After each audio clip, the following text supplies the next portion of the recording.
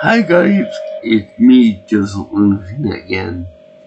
And for this video that's dedicated to my birthday month in 2004, I decided to discuss a rather interesting movie based on a graphic novel by Frank Miller, who and and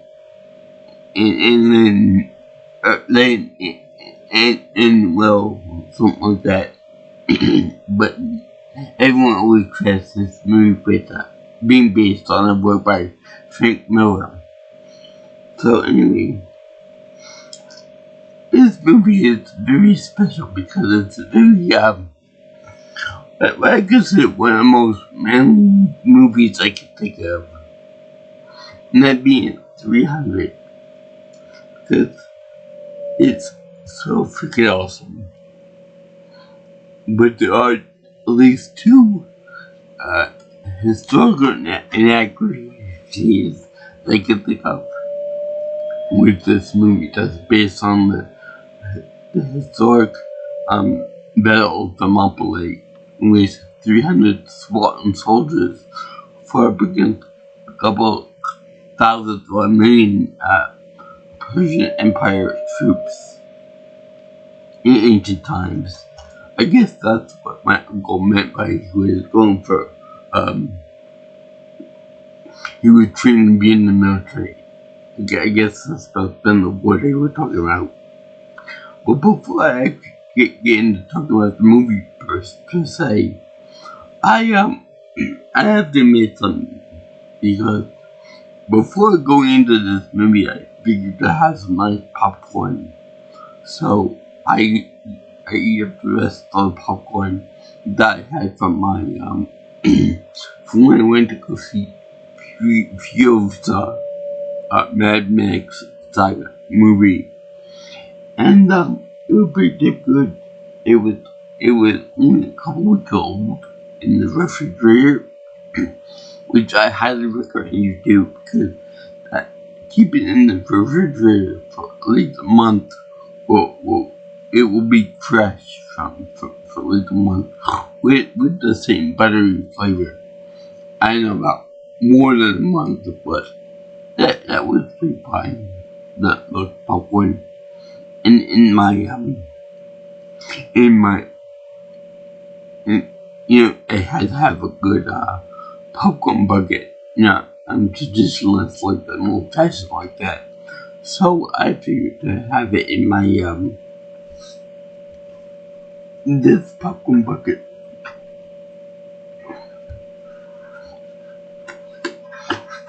Yes, I saved this popcorn bucket from when I went to go see a Harley Quinn movie in, I think, 2016.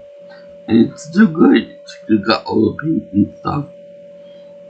It smells kind of funky at times, but quick wash out will do it good. But anyway,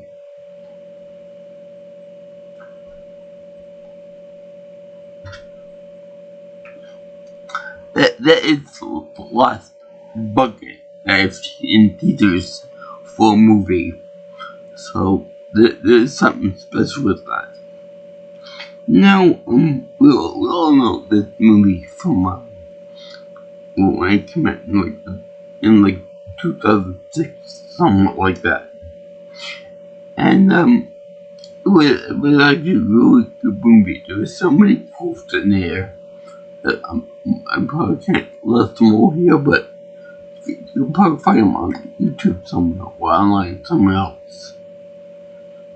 But yeah, this movie is really good, and like I said, the biggest historical inaccuracies that I've seen so far in the movie, or one of them anyway, is the fact that the Spartans themselves. Okay, let's see if I can get a good picture here for you. You see this? This is Gerard Butler as King Leonidas. Do you notice anything different about him from a regular Spartan? That's right, There's almost no armor here. There's no spot armor. Now, this might be a pleasant issue if you're going into battle with because 90% of your body will be vulnerable in that case. the only thing that's guarded is the shins, and everything else is pretty much like I am right now. They got sandals onto in the helmet. That's about it. They even got a spear and chain helmet. Now, I don't know about the footwear. I'm pretty sure that's accurate. But the vulnerability of the lack of chest armor is pretty apparent. In fact, I am wearing the Spartan the speed up right now. But if I were to show you my bottom half, this video would probably be demonetized, and it would probably get NC-17 rating or XXX rating. So I'm sorry, but I know it's a big disappointment, but I can't show you that right now. Whatever, for that matter. And I'm pretty sure that otherwise I would probably be able to make a cut. Because, yeah, my body is not CGI or anything like that. These are real all-American muscles. That being said, people did try to recruit me for the army in high school, despite the fact that I was in the military at the time, and you couldn't do that. So I'll talk about that some other time. But for right now, I'll talk about the biggest, the second most relevant issue with this movie when I get to it, because it's pretty out there. It's the people probably didn't catch on to it right away, but yeah, I caught on to it because I'm special like that. I catch on things real quick. So anyway, we see the Spartans in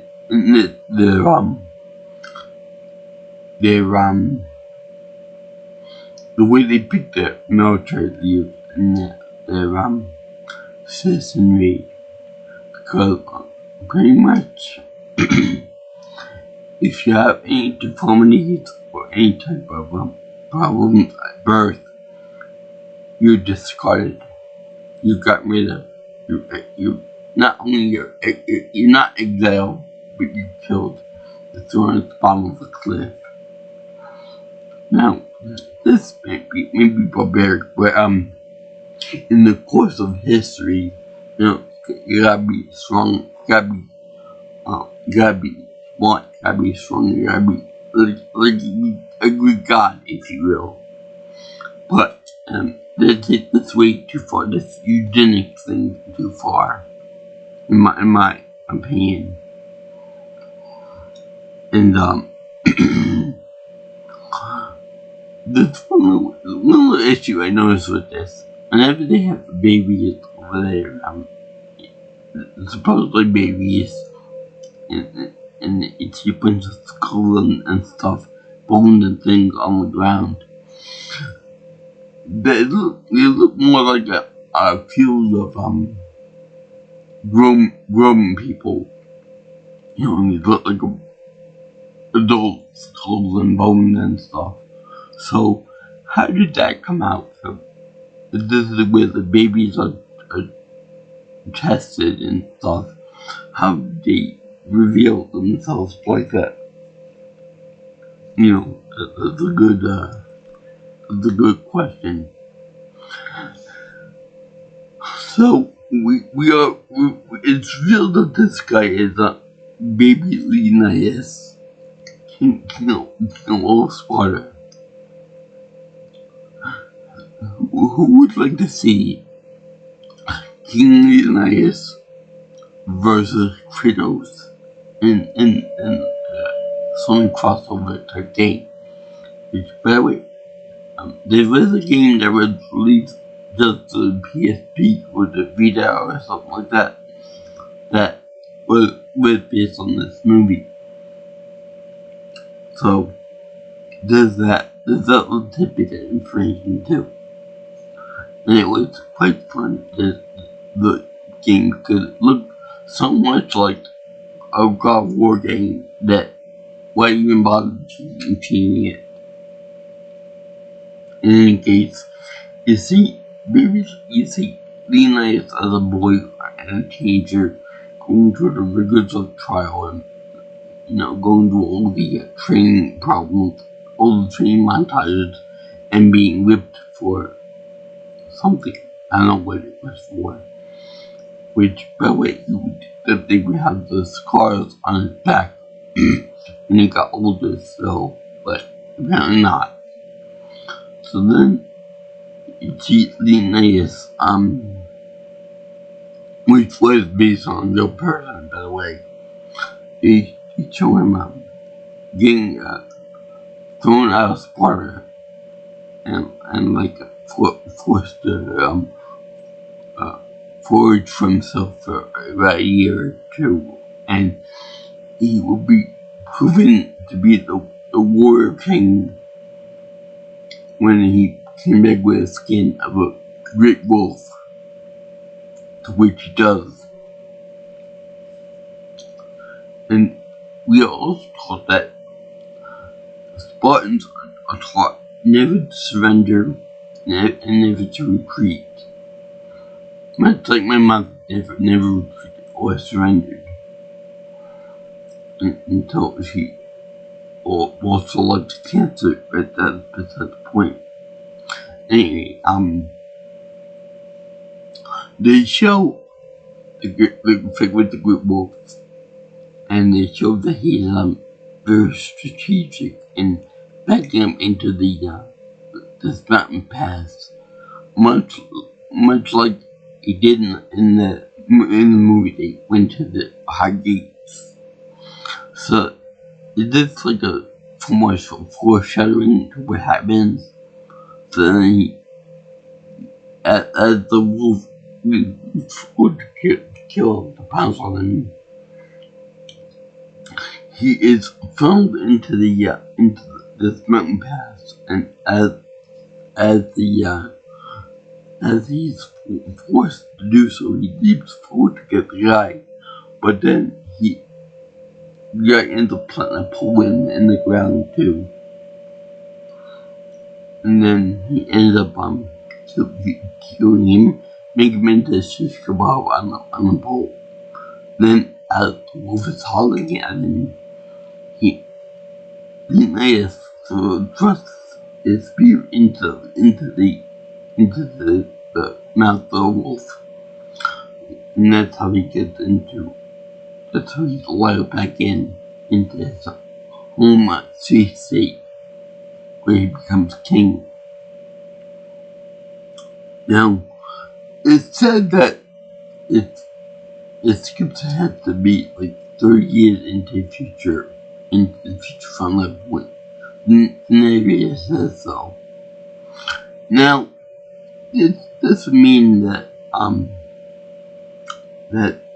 Leonidas is about I'm gonna say 45 years old by the events of the movie, when everything happens. Now, the biggest glowing issue I have with this movie is this is supposed to be King Leonidas at 45 years old.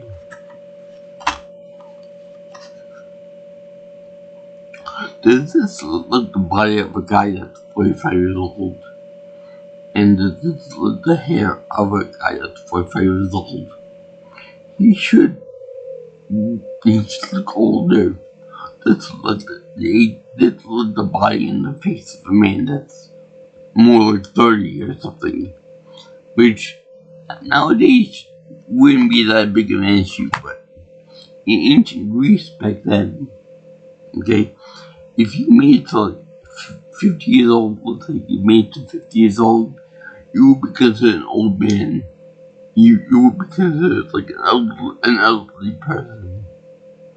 But especially as part of all the training regiments and warlike behavior and all that. So to have a man that's 45 years old looking like a Greek god, no pun intended, it shouldn't be your reality. You should look like that when he's 25, 30, possibly even 35, somewhere around there. So that's kind of a big issue too. The other issue is when the Persians showed their archers and stuff going against the Greeks and stuff at the end of them, they have like all kind of ornamentation put on their the arrowheads, whereas with the Greeks they have like traditional arrowheads, 3-pointed triangular angle arrowheads, but they have like lizards, and I think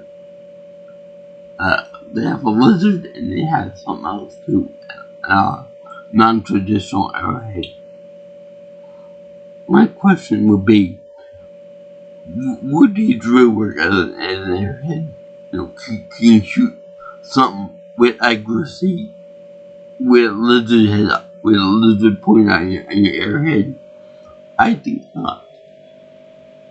But what I know, I never shot crossbow one arrow in my life, so I can't say that for certain. But I'm gonna say that it's gonna be kind of interesting to see that. So that's another issue. I don't know if it's a big issue, but it's an issue nonetheless. Man, the archers were shooting close combat style, so I don't know if that would count for, well, they move for like longer distance away, like more like 100 feet or so. So anyway, they also have a controversy with this movie in that the Greeks are presented as like pure faith, freedom, and all that, whereas the people who are Persians, the his crew, and like its colossal army and his servants and whatnot, the people treated being black, Asian, Indian, Middle Eastern, everything except white. So there's a controversy to that the white soldiers are good, where the Asian and the black and the Persian forces are evil and twisted and ugly too, because in the show the immortals and the other soldiers in the Persian army is being disfigured, ugly, old, and decrepit. They're still good warriors, but they have like a feature features which are like, no, I don't want to go near that person. They have leprosy and whatnot. Speaking of lepers, they do involve they do have the Greek oracles and the protectors of the oracles. I will get to that in a minute and get to that, but right now, there's a messenger that comes over from the great King Xerxes, and he tries to talk sense into Leonidas, like a diplomatic approach to it, before, for the swords and the shields so flying and stuff. And in the process, he displaced the queen, played by Lena Headey, and she does a real good job at this, because she said that only spot women give birth to real men. I don't know, my dad would beg differ. We're Italian, so I'm a real man, so my mother gave birth to a real man. But whatever, we probably know that. But I want to say that I don't think that they have one Greek star in this whole thing. But anyway, you said in the Xerxes stands for tyranny, oppression. He insults my wife, my kingdom, my people, my citizens. And then he said, and then gets ultimate kick to the sky into the pit of darkness, where I'm assuming there are snakes and lions attacking the bed of my Frantically said, oh yeah, this is madness. To which Linnaeus said, no man, this is Sparta. And then pow, right in the chest, and he kicks him. And it's just so awesome. So then he decided to go with 299 people, soldiers who are bred for combat, who are built for war. You know where to go with this. And he ends up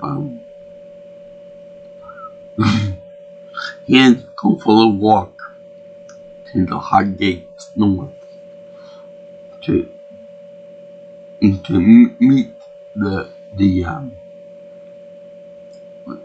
King Xerxes and his Persian group and his Persian troops. And this is so funny to me because first of all, he goes for a walk there, meaning that he's not going to be warlike. He's going to try to make a diplomatic solution to this. Because later on in the movie, he said that if they kill me, the king, all of Sparta will go to war.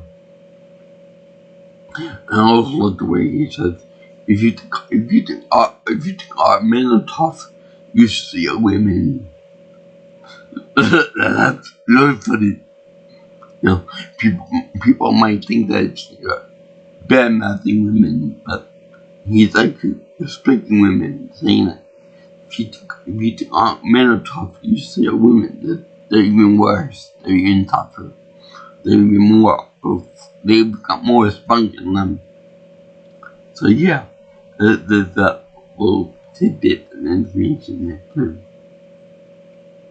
So it start with the walking, but the thing that gets me is why not take horses?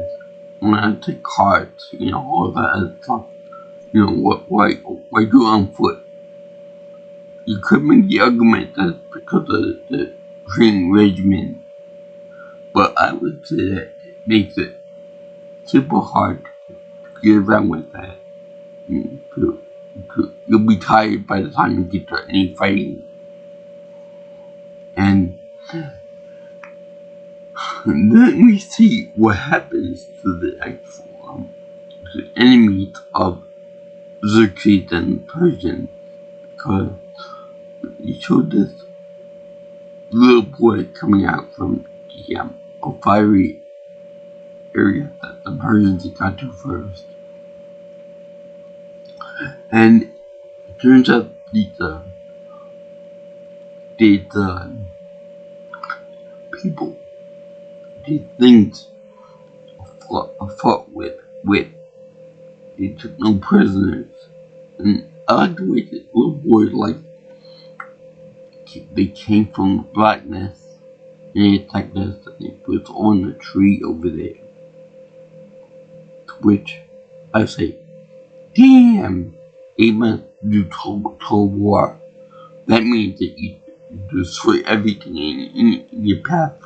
You destroy all the people in your path, regardless of military rank or ancestry, and you just destroy everything. so that nobody can use it as a word. I don't know if they would do that, but they plan to portray him as like deeply evil. Now, also, when I talked about lepers before, I meant the lepers that are the guardians of the Oracle. And the United States had to consult the Oracle to get permission or to get an outcome of what would happen to the 300 people that went to war. And he actually goes there and he speaks with them. He witnesses them getting the Oracle doing like a little dance at like being coached by like almost like a pot of smoke, like do like dances in like a trance for like how should I put this? There's myths and this stuff like chemical compounds that like induce trance and stuff, much like if you were stoned or something. So she's like, "Don't go to war." Then the guys trying just to go to war, to where it's revealed that they were bribed by Xerxes, and that they all love money and they all love women and power. I guess the way women don't do it for men. If you look at Liv Tyler, it's a little bit different. But apparently they like dark meat. Take that for what you will. But yeah, they want to get all kinds of new oracles every day about all the kingdoms in the Persian Empire. I think that the Persian Empire at that point was vast and huge. Covered Africa, Asia, Middle East, and other parts. So it was a big swath of area. So anyway, they were bribed to send troops over to him, trying to get them to surrender and die. Let's see what else was there.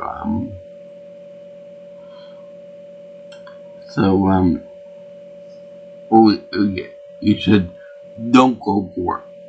They would practice not go to war. But so the United States let the Oracle reject it because he wanted to fight. Also, I like the way they put like a separation between them and the Athenians, the boy lovers, the philosophers and boy lovers. Being that they are like a homosexual and all that, which I think I'm not expert on all this, but I want to say that being love boys is because they love boys and stuff. I think it was more like a training type exercise in which they were to I thought it was like acceptable to train boys into loving other men. After that, like more like a complete training, more or less. Plus,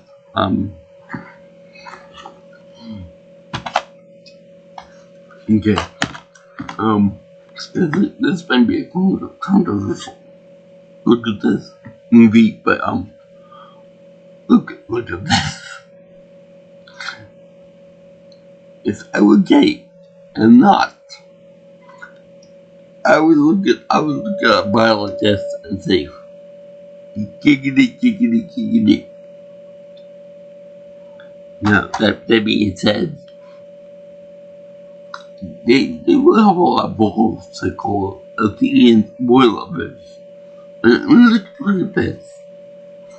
I mean, if you get aroused by this, by men walking around in fields so they could break someone in half. So, and you're not gay, something's wrong with you. But in any case, I'm not expert on that, but I'm just saying from observations. So they end up fighting with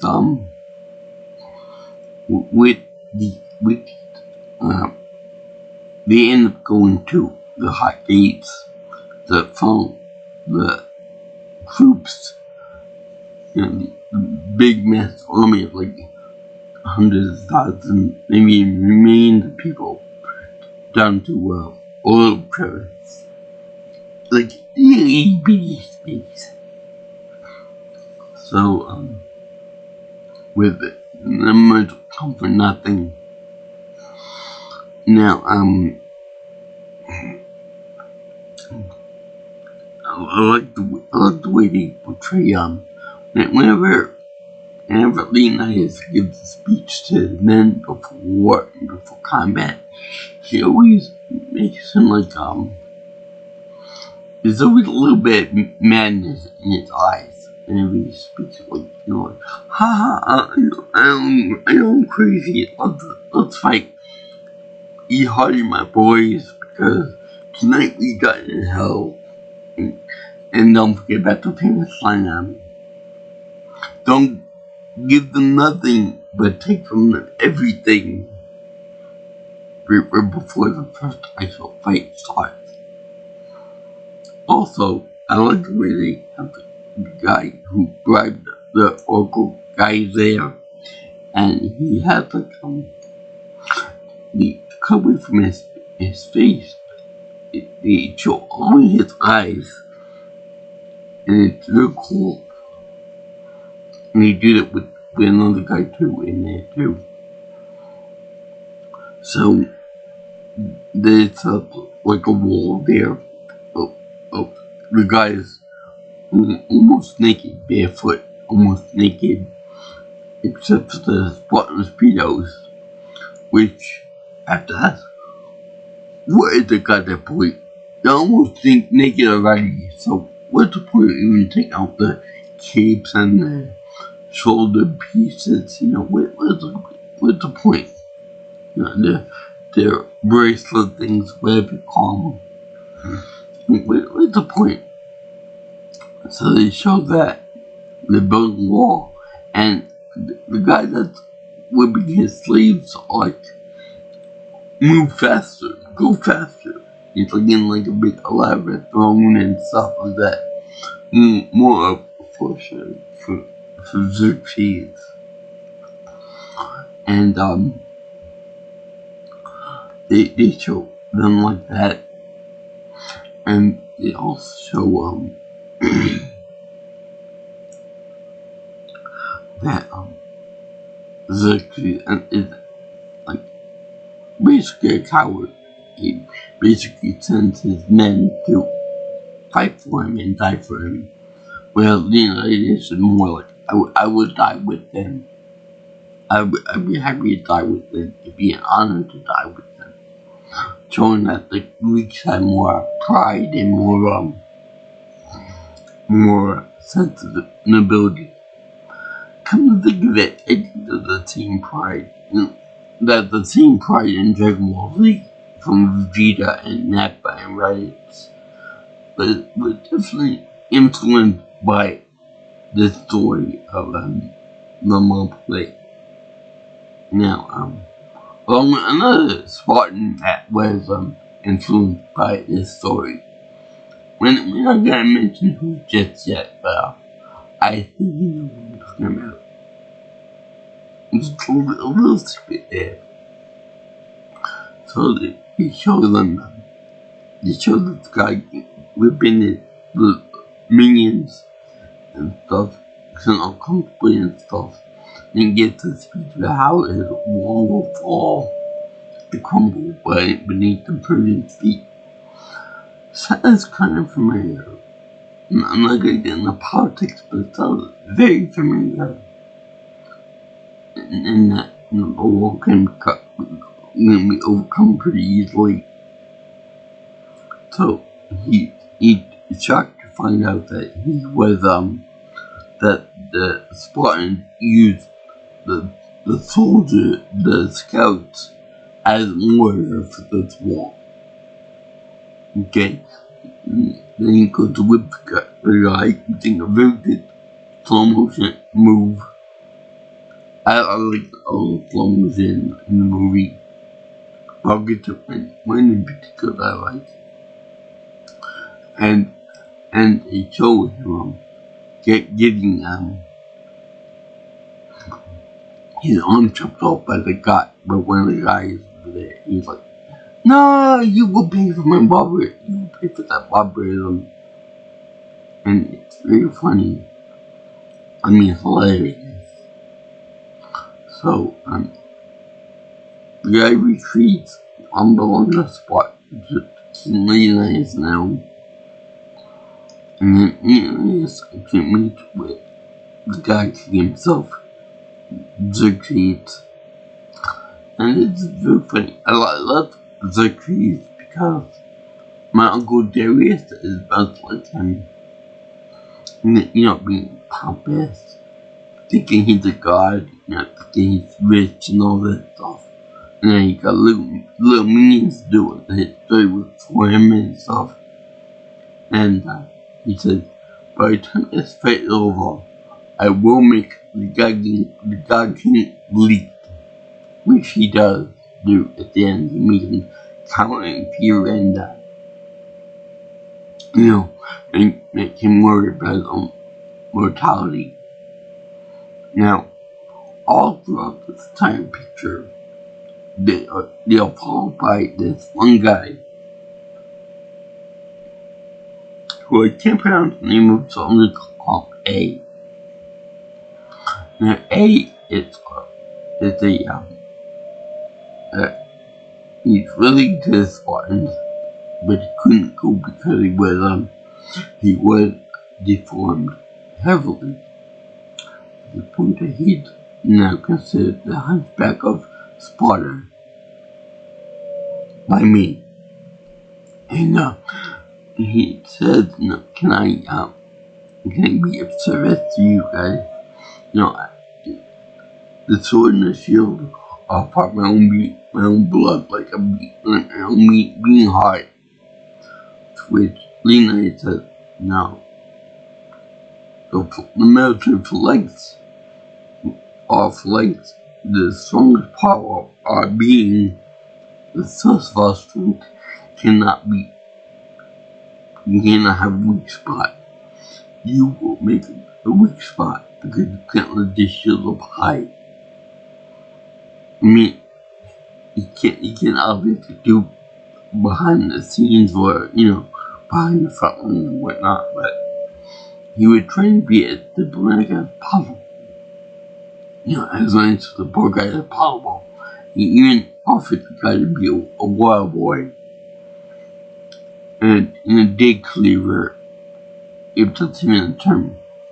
But I don't like the way he was, the way this guy was turned, the way his reaction was like, "No, I can't believe this.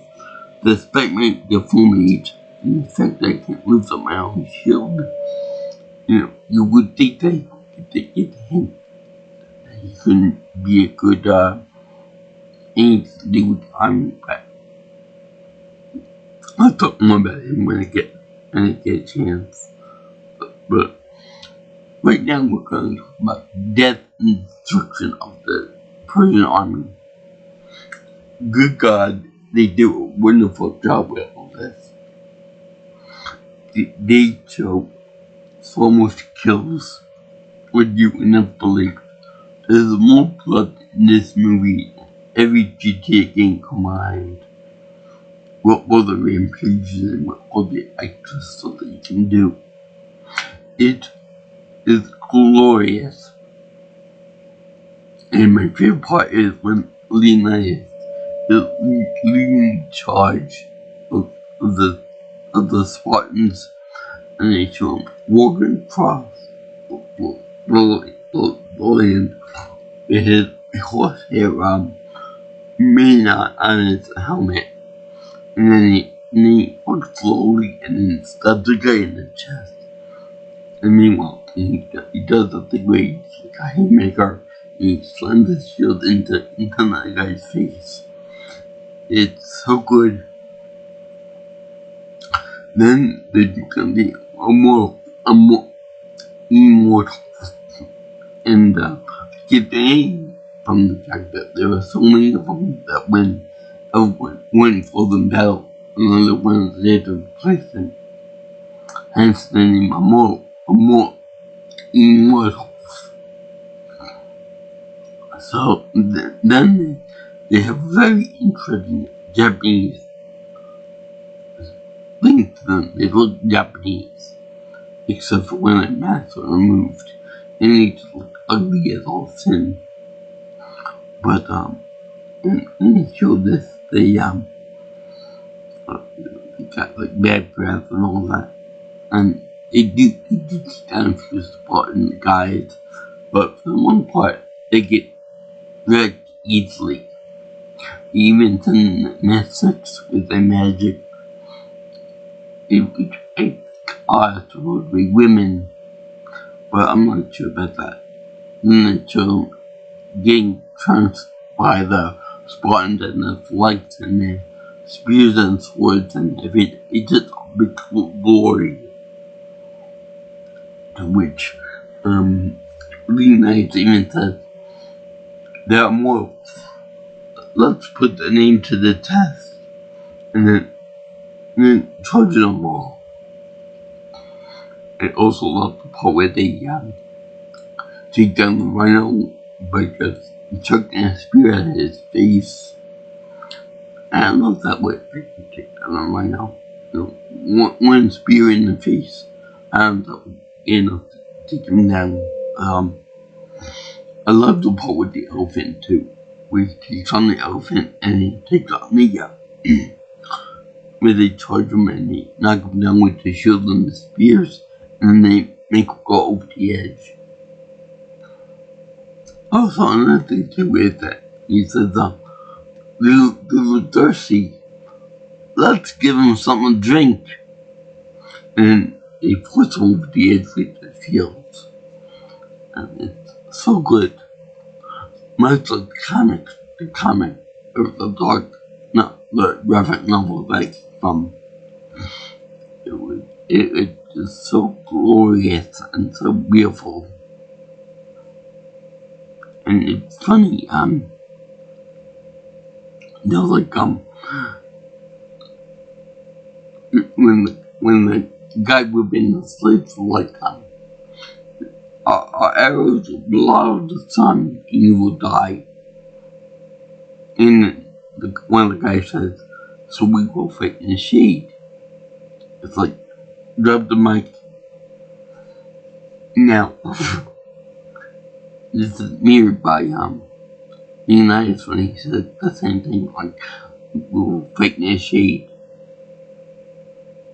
So then it's so cool that happens.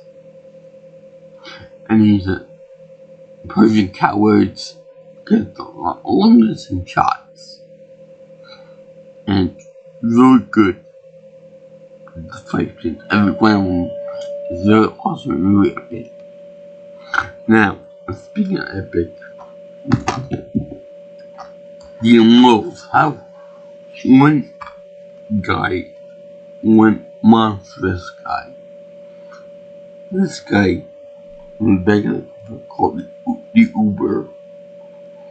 Now there is historical evidence for the Uber guy. He needs to feel fed.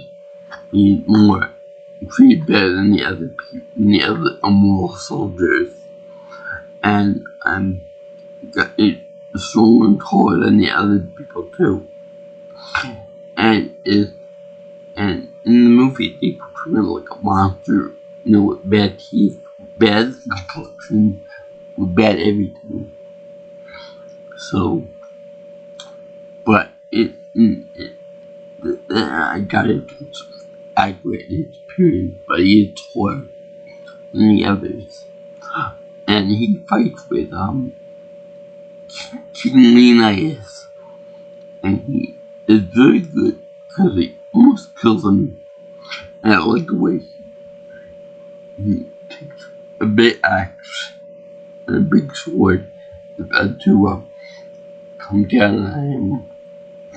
You see him Leonidas on the ground, and he's like this, kind of like this. His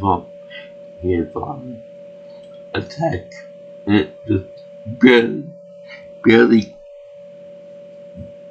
scratches his eye, and I'm like, helmet too.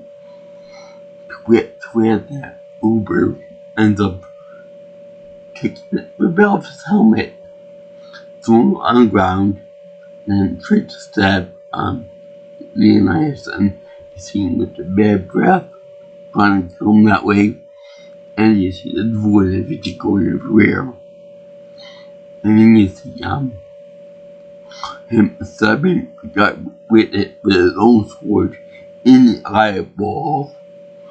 Now, I was thinking that kind of injury would puncture the brain too, but whenever he ends up slicing his neck off, it's just so funny that I don't think that anyone can survive that decapitation like that. So, that was awesome. So then, in the course of the movie, you see, that the God King is looking for a way to get around the army, being that they cost him so much. And they will cost him more if they hadn't found out about this. But there's a good path behind the Spartans where A found out about it, and A wanted to tell him about it, but Leonidas said no, you can't do it. To where Xerxes offers him women and power and wealth, everything that the Greeks didn't give him, everything that the Greek gods wouldn't give him because they made him still for him and whatnot. So he said, because I am kind, I will give you all the women in power. And you see all the women in the concubine circle that are deformed and disabled like he is. And that's pretty attractive too. Not just because I have a disability, because they look attractive, but there's no Asian people in the bunch I know. Let's see when you having the most beautiful women for yourself, the Xerxes. So then you show him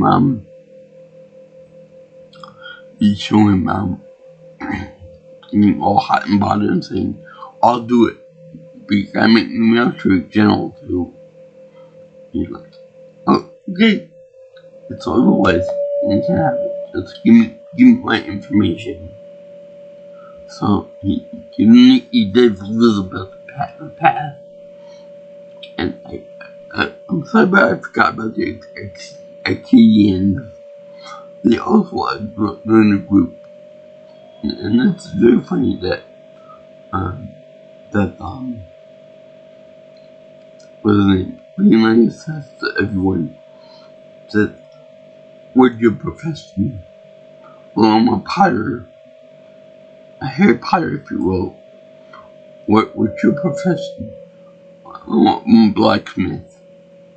Spartans, what your profession? And they say, oh. And he said to the little king, he said, see, I did bring more soldiers than you do. And you did. So that showed that they are more they trained from birth to be Spartans, to be soldiers, to be killing machines, to like be part of a unit.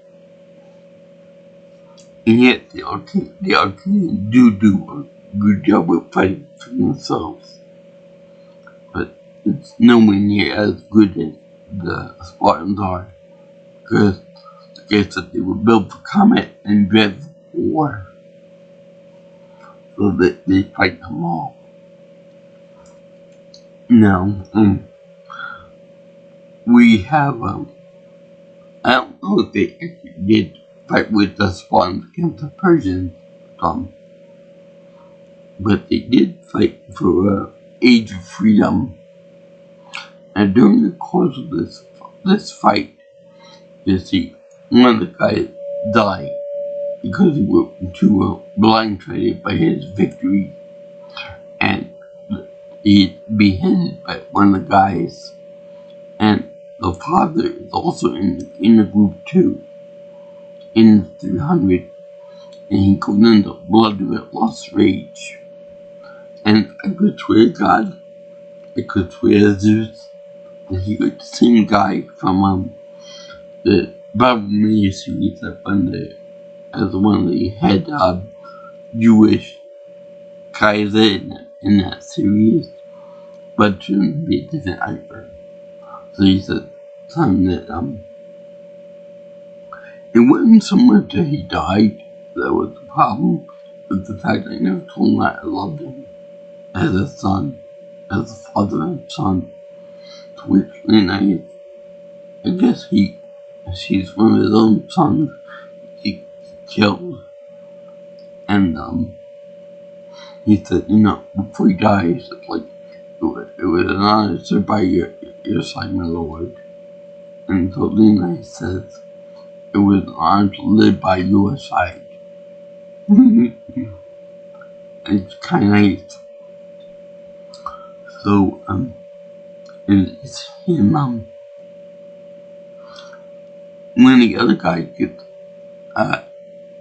his eye taken out by one of the guys, by one of the enemies. And, I think it might be like during the time when they blew up the Mystics, cannibals or whatever that what they were, when you see them rolling a bowl for them, and they all blew up.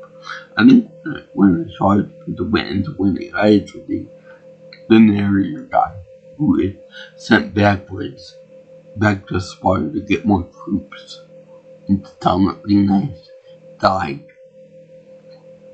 And the Queen of Sparta, she said that the Leonidas come back with your shield on it. So you live or you die. Now she, on the other hand, is going to various council members looking for reinforcements to help Leonidas. Now, this is so funny because she has sex with one of the heads of the seat of one of the council members to start getting to help her out. And he in turn says, no, this will not, and great, you will not enjoy this. I'm not your king. Well, he hadn't said her. I'm guessing it was meant the more unpleasant sexual positions. I'm not gonna say about that. That's what I assume. But anyway, you show him doing that, and that during the council meeting, he's like, I speak to you not as the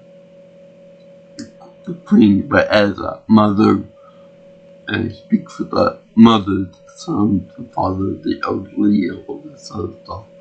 So she does a good job in portraying all the Greek strength women. So, the council member, who I swear to God looks like Mark Wahlberg, Marky Mark, he said, you try to persuade me very vigorously in bed chamber, so like the other guy, just like the other guy did do my little hard queen. So then she doesn't like that, as most women wouldn't like it. So then she spits on his face, and then what very queenly behavior we have for a hard queen here.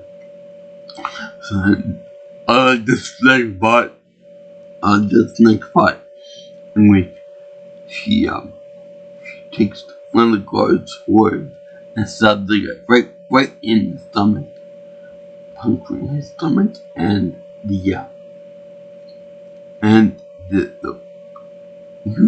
she stabbed him right in the wallet, like most women.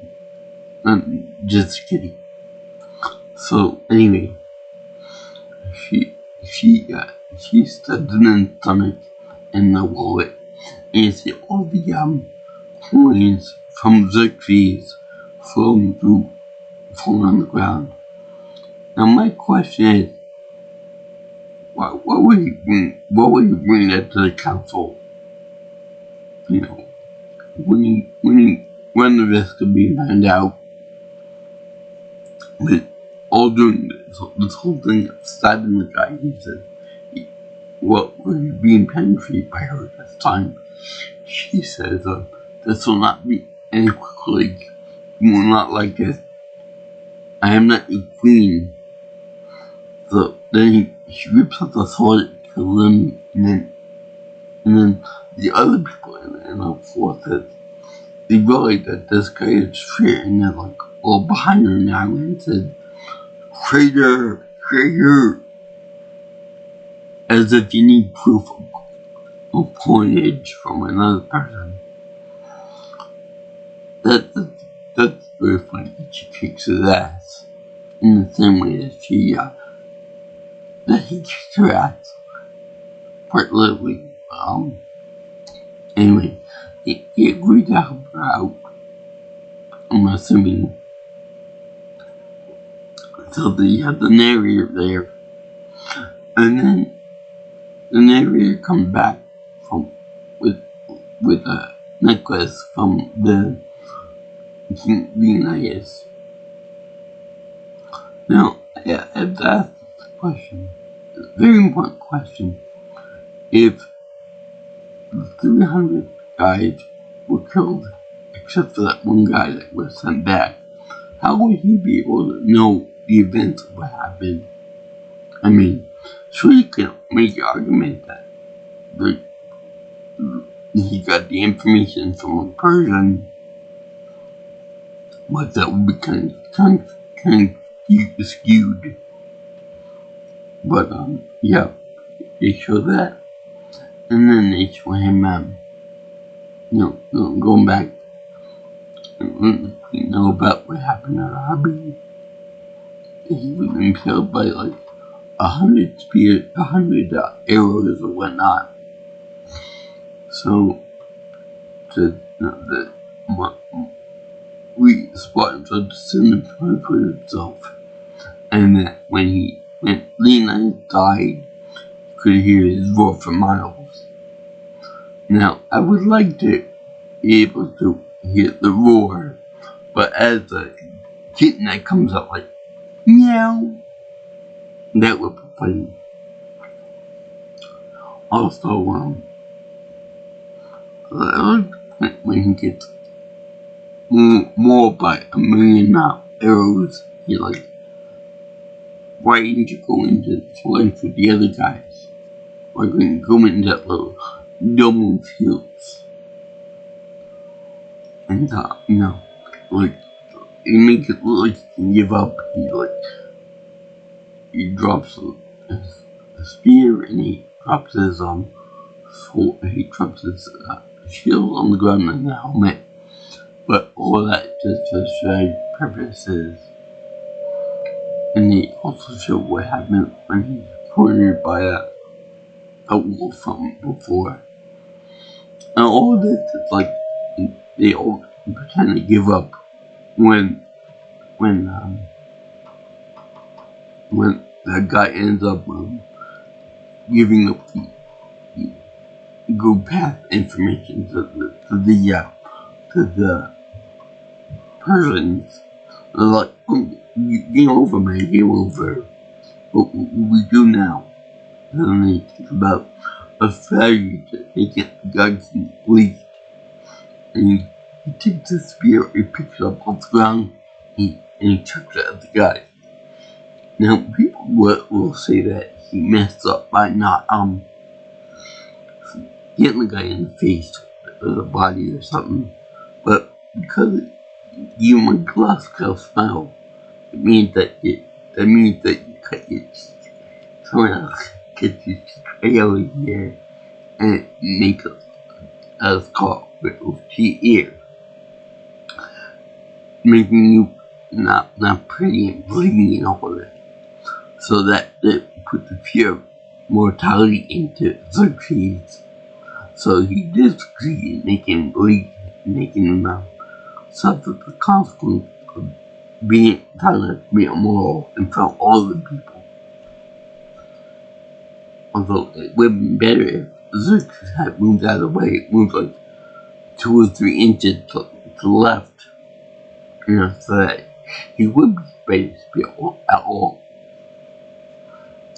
So I also looked way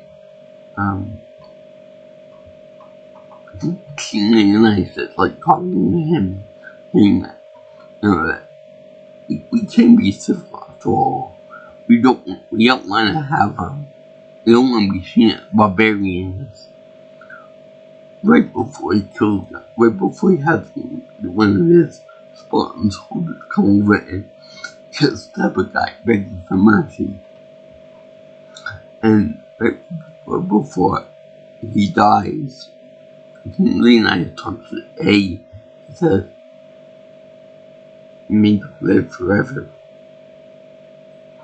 And this is like the ultimate insult to a Spartan, because the biggest glory and biggest righteous way to die is to die in your 20s to 30s in the glory of and the glory of battle. So to have him live long and prosper, it's kind of like saying, fuck you, you're so person. And that's that. So then after Leonidas died, he gets up and then he gets a marine arrow in his chest. Why didn't he just grab his shield and cover himself? But the father guy get killed by being stabbed by 3 different guys in the belly area. But then you take them all out and you push one guy toward him and stab him in the head. And it's just so awesome. Glorious blood, glorious slow motion. I don't like Alan Moore slow, but still.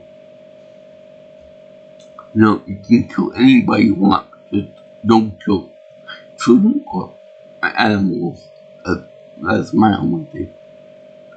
So then they chew him up. On his son, like the guy didn't get a chance to do. Boy, I'm sure he probably is great not wearing chest plate armor. Like you would expect from a real Spartan to do.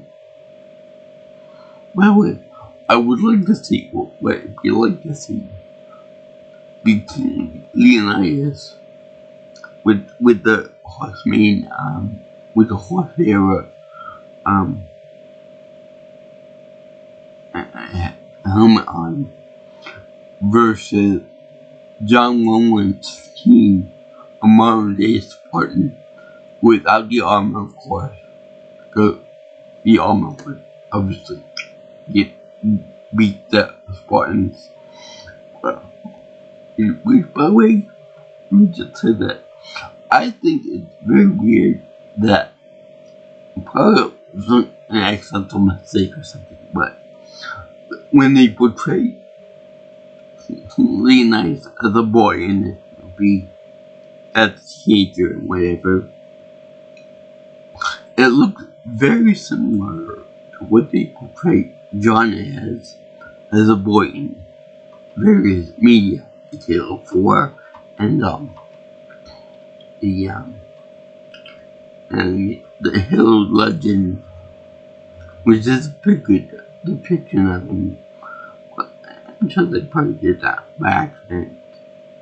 I'm not even joking, I'm sure it was just an accident that they did that. So they show that in the end, Neri got the second command, but rather the 40,000 Spartan troops and Greek troops in general to fight against the Persians. Now, this is very funny because 300 people were able to stand up against the Persians and create massive loss, both in the army and in the navy and in so the economic costs were a lot too, to make the heat and go, ah, and it's like she goes, ah.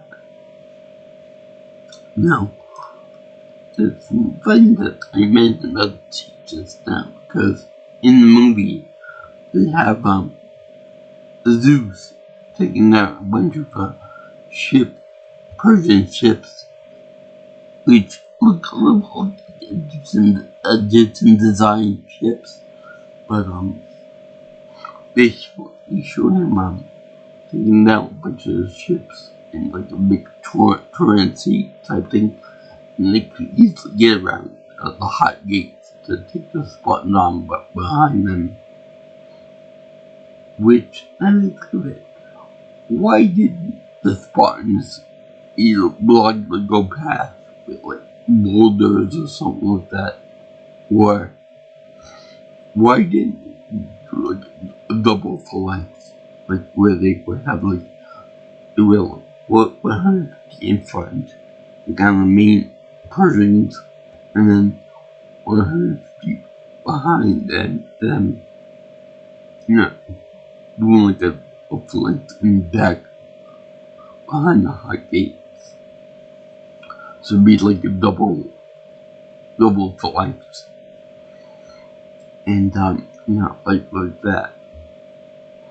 It would be pretty interesting to see that, because the main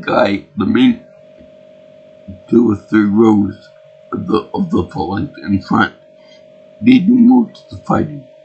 They do most of the fighting of Persian troops. Now, everyone behind them, they don't do anything. It's like a waste of potential. Waste of killing potential. And then you got the Arcadians and stuff like that. So, that could have been a good fight scene, too. But no, they do a wall to tire them out. They do walking which tire them out and all that. But yeah, they show that, King Xerxes cowering in the corner. It shows that, Sparta does go war for war with the Persian Empire, which stands for tyranny, slavery, and death. And yeah, they also show that the Greeks are more the King Leonidas is more impassioned about being with his soldiers and bossing them around. Like Xerxes is more like that. Yeah. I would like to have them be my servants, where Leonidas wants to fight by their side, which is more of a camaraderie thing. Now, of course, the story led to many military strategies and stuff, also led to the creation of Kratos from the God of War franchise, as well as the Chief from the Halo franchise, but also created a movie that was a parody of that movie called Meet the Spartans, a movie that I hate because it was just so disrespectful to the source material. Not so much hatred that it would be like on the same level as Dragon Ball Evolution, but super close to it. So yeah, this movie is a goddamn masterpiece. I love it. It shows Spartan warrior culture. It shows the strategy behind them. It shows the strength of the Spartan women too. It shows the fact that there's more equality with the kings and with the citizenry of the women that die with the men on the battlefield. And it shows that the Persians are more like they're treated more of a boss than anything else.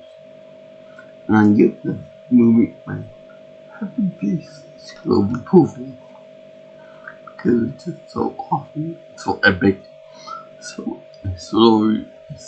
accurate. Even though the bikinis, the arrows, the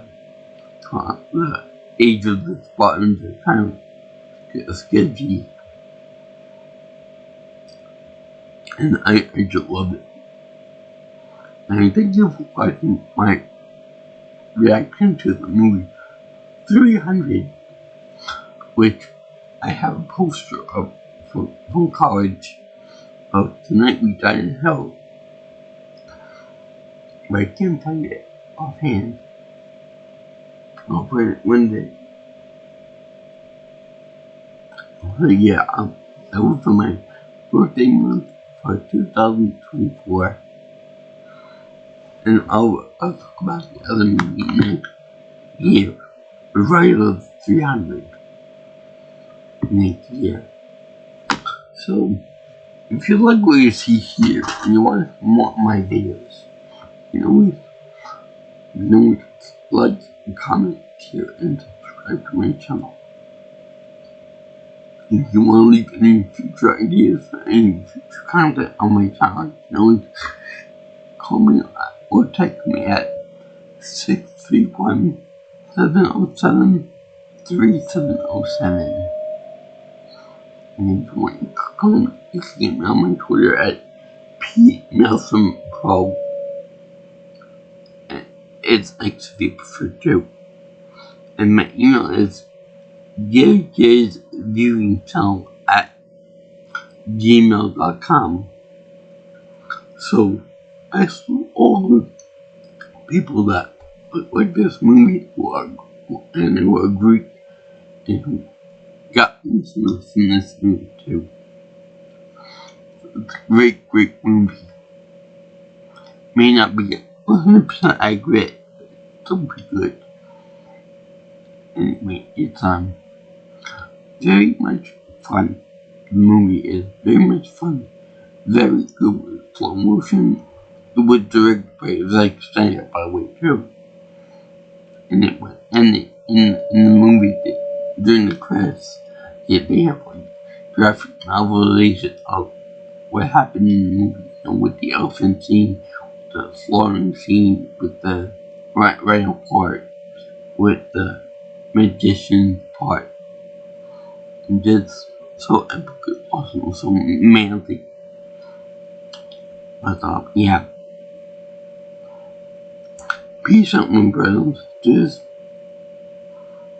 And I'll see you in my next video.